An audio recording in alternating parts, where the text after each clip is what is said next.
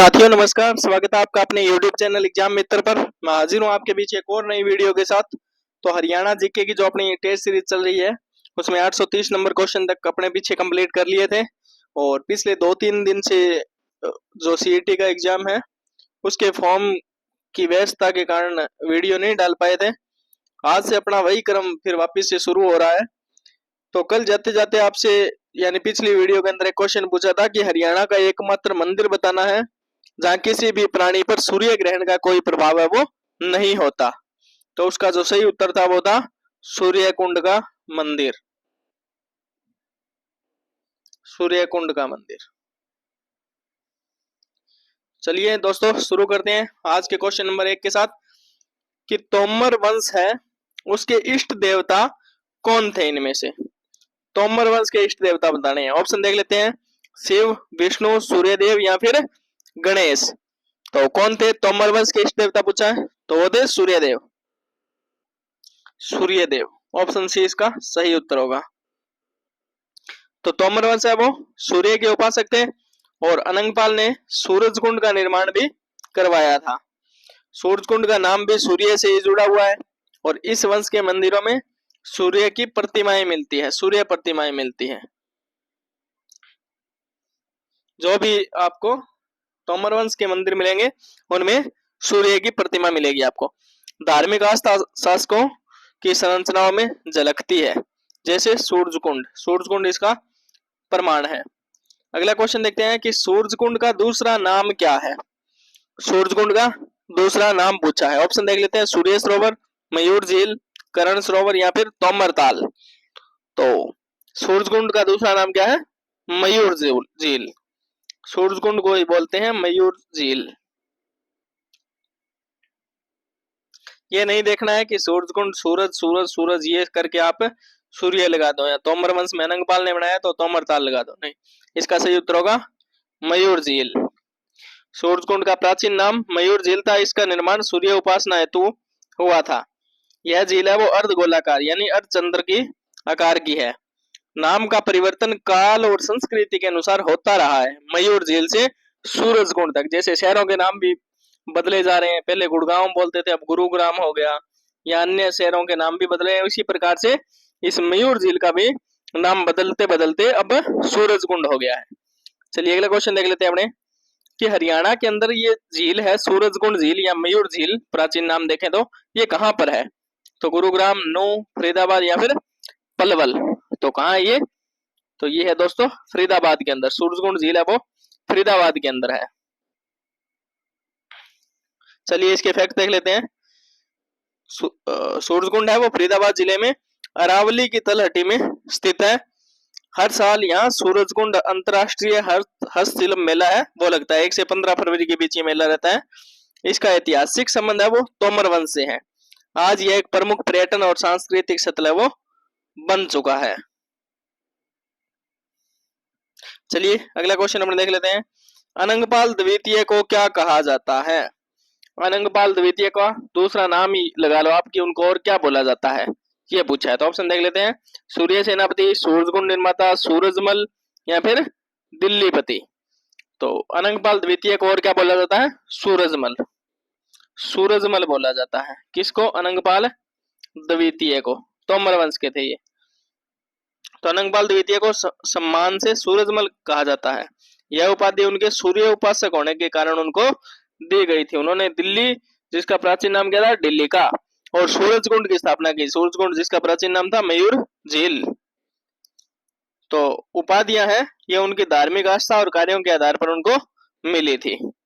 अगला क्वेश्चन देखते हैं कि तोमर वंश के इतिहास की संपूर्ण जानकारी अपने को किस ग्रंथ से मिल जाएगी। तोमर वंश के पृथ्वीराज रासो, यश तिलक चंपू, राजतरंगिणी या तारीखे फिरोजशाही। तो किससे अपने को मिल जाएगी? यश तिलक चंपू से। ऑप्शन बी इसका सही उत्तर होगा। इससे तोमर वंश की संपूर्ण जानकारी अपने को मिल जाएगी। ये जैन साहित्य का प्रसिद्ध ग्रंथ भी है और इसमें क्या मिलता है? तोमर वंश के शासकों का संपूर्ण वर्णन अपने को मिलता है। यह ग्रंथ 10वीं सदी के अंदर लिखा गया था।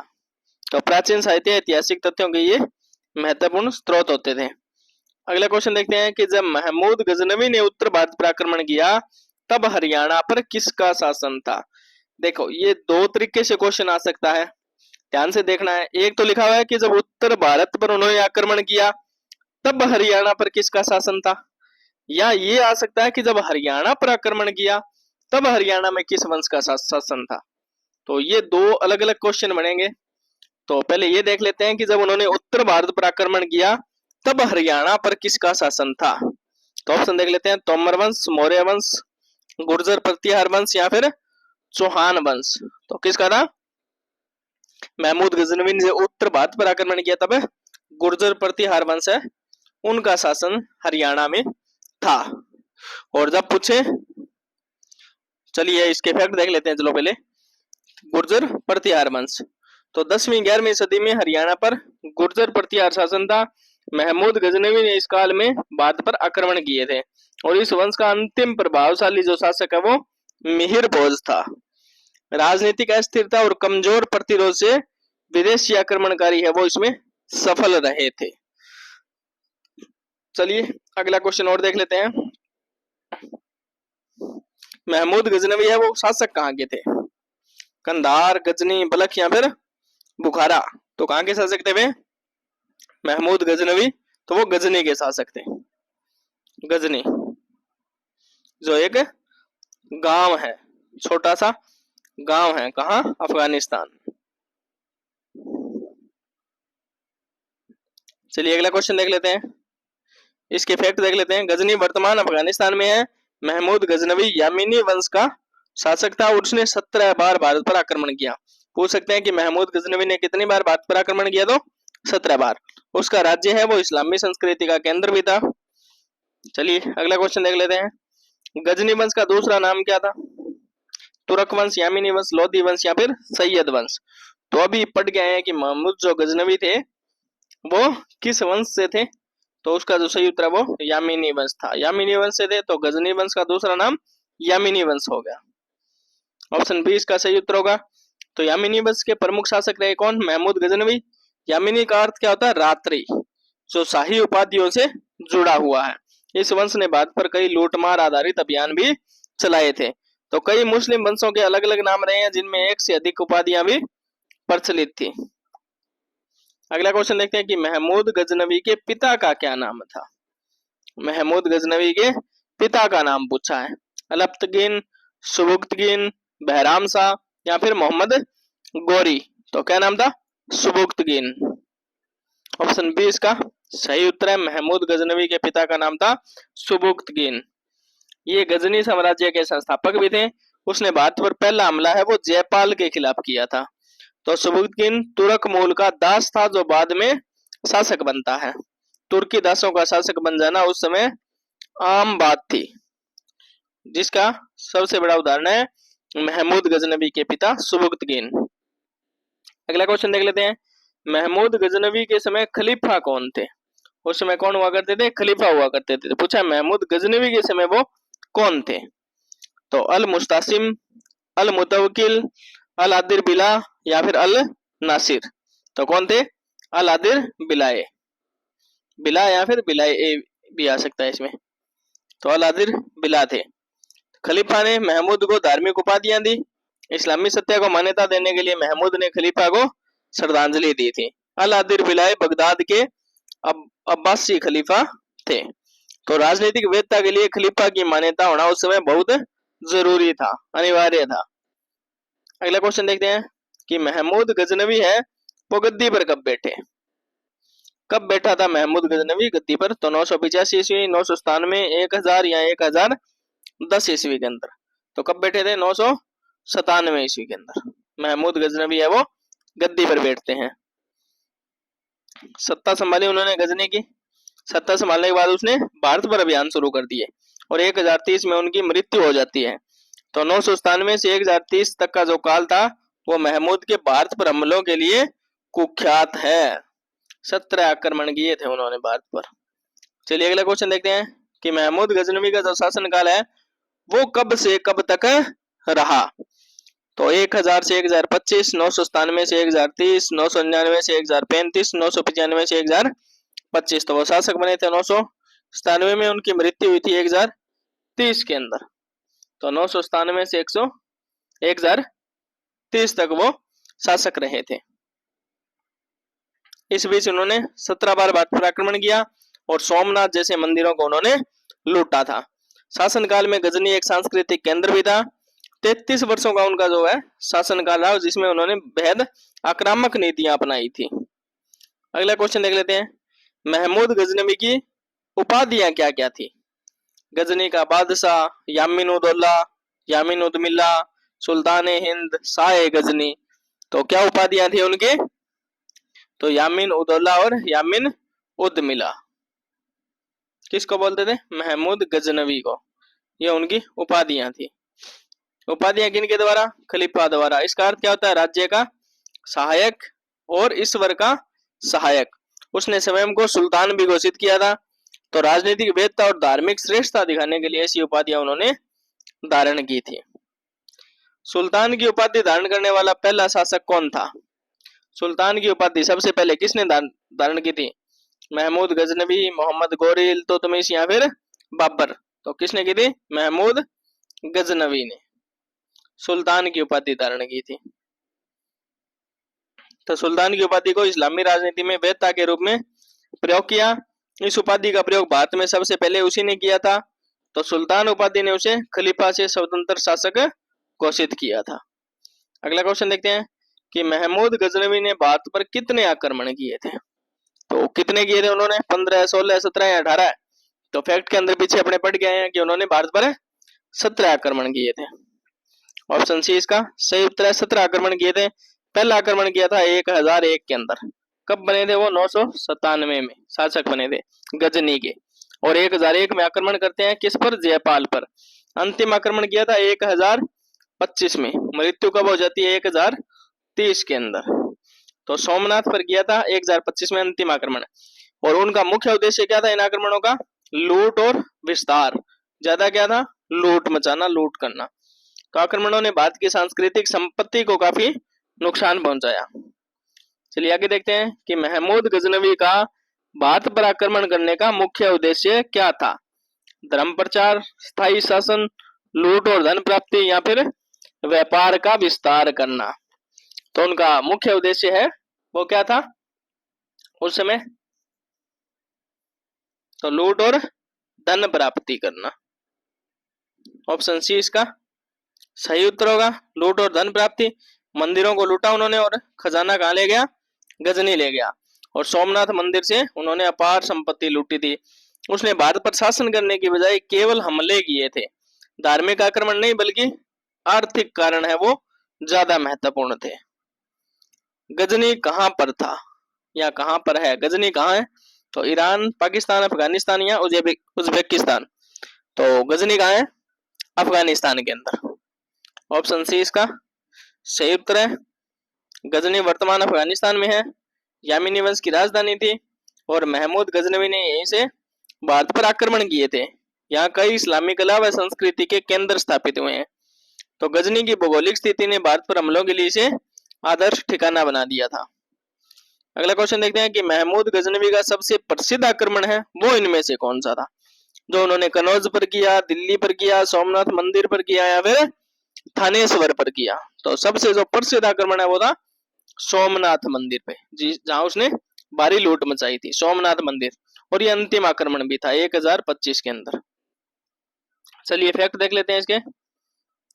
तो सोमनाथ मंदिर का गुजरात में अरब सागर तट पर है और यह हमला 1025 में किया था। इस मंदिर ने उसने क्या है? अपार धन लूटा था। इसने उसे मूर्ति भंजक की उपाधि भी दिलाई थी। तो एक और उपाधि कौन सी होगी? मूर्ति भंजक। तो इस हमले ने भारत में सांस्कृतिक और धार्मिक दृष्टि से बहुत गहरा प्रभाव डाला था। तो महमूद गजनवी ने सोमनाथ मंदिर पर जो आक्रमण किया वो कब किया ये पूछा है। तो अपने ऑप्शन देख लेते हैं। सोमनाथ मंदिर का पूछा है कि उन्होंने वहां कब किया था? 1014, 1020, 1025 या 1030 ईस्वी। तो सोमनाथ मंदिर पर किया था उन्होंने 1025 ईस्वी के अंदर। ऑप्शन सी इसका सही उत्तर है। उसने समुद्र के रास्ते काठियावाड़ पहुंचकर हमला किया था और इस आक्रमण में हजारों लोग मारे गए, मूर्ति तोड़ी गई और संपत्ति लूट ली गई थी। लूटी गई संपत्ति उन्होंने कहाँ ले गए? वो गजनी। तो 1025 का जो ये हमला था, इतिहास में एक निर्णायक सांस्कृतिक धक्का साबित हुआ। सोमनाथ मंदिर भारत में कहां पर है? राजस्थान में है, महाराष्ट्र में है, गुजरात के अंदर है, या फिर उत्तर प्रदेश के अंदर है? तो कहाँ है ये सोमनाथ मंदिर? यह है गुजरात, गुजरात के अंदर, अरब सागर तट पर।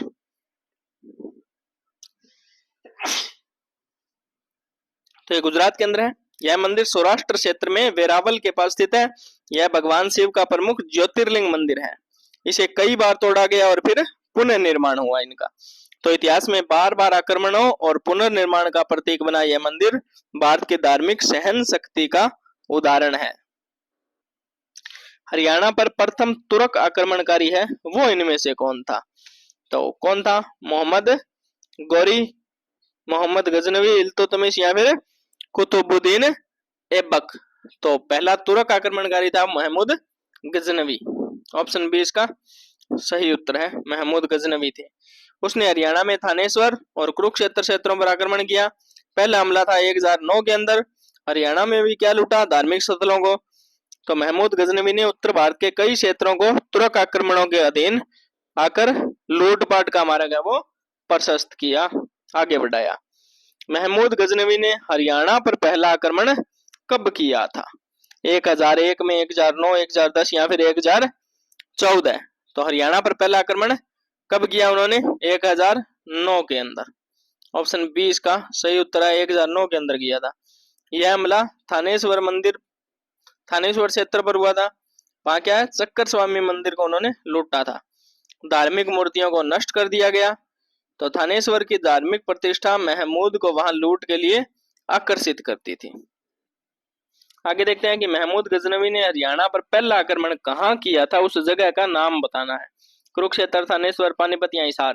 तो फैक्ट के अंदर अपने देख के आए हैं कहाँ किया था पहला आक्रमण? हरियाणा के अंदर, थानेश्वर के अंदर, चक्कर स्वामी जो मंदिर है वहां किया था। तो थानेश्वर प्राचीन हिंदू तीर्थ स्थल रहा है। इसे हरियाणा का काशी भी कहा जाता है।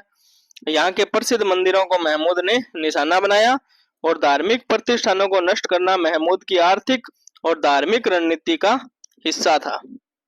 आगे देखते हैं कि महमूद गजनवी ने थानेश्वर पर जो पहला आक्रमण किया था वो कब किया था? तो कब किया था? 1001, 1009, 1014, 1025? तो हरियाणा पर पहला कब किया था? 1009। और हरियाणा में पहला किया कहाँ था? थानेश्वर। तो कब हुआ पहला आक्रमण थानेश्वर पर?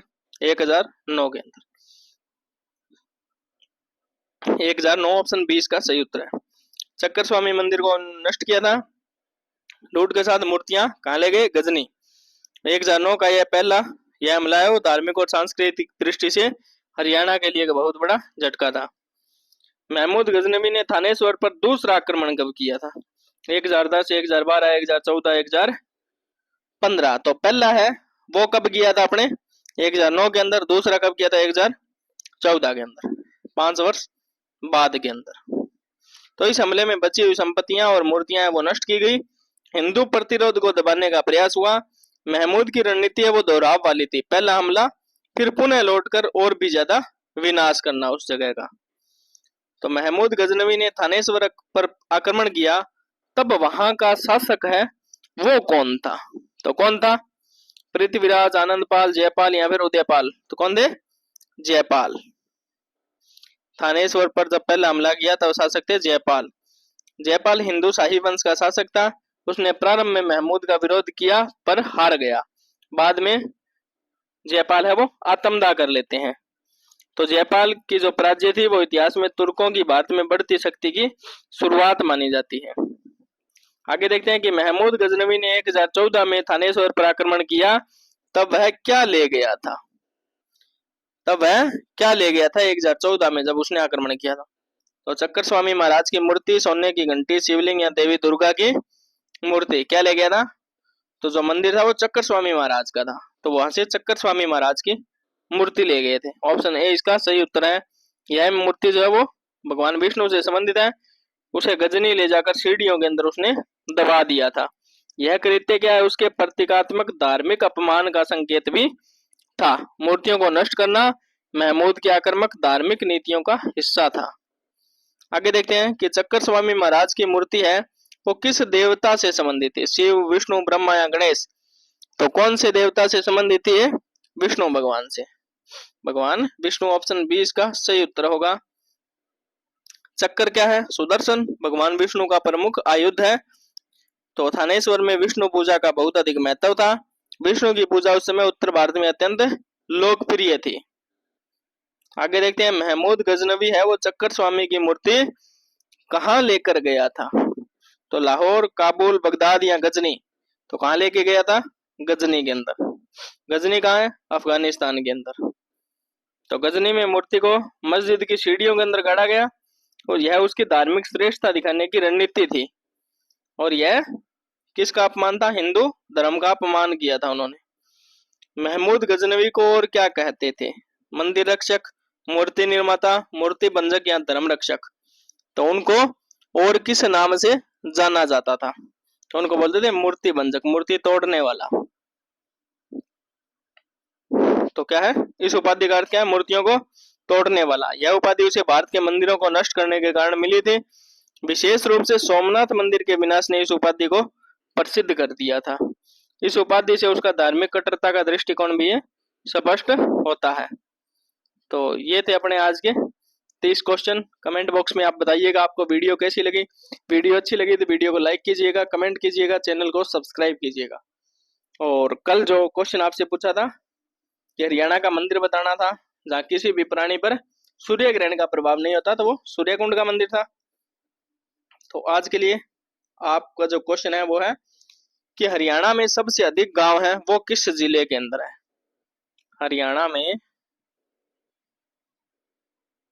सबसे अधिक गांव किस जिले में है? तो ये आपको कमेंट बॉक्स के अंदर बताना है। कल मिलते हैं एक और नई वीडियो के साथ। तब तक के लिए जय हिंद, जय भारत।